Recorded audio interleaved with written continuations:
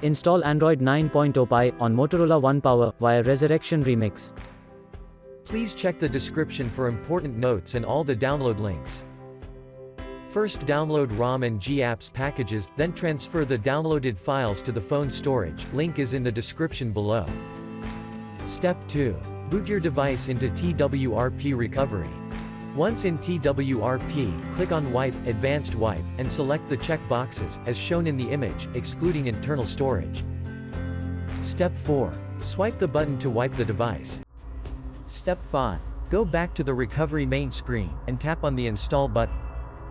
Step 6. Navigate to the storage, and select the ROM zip file. Step 7. Finally, swipe the button on the screen, to install ROM file. Step 8. Flash the GApps zip package, in the same manner. Step 9. After GApps flashing completes, select Wipe Cache and Dalvik from bottom left side of screen, and swipe to wipe. Step 10. When the flashing process is complete, hit Reboot System. That's it, you have successfully installed the ROM on your device.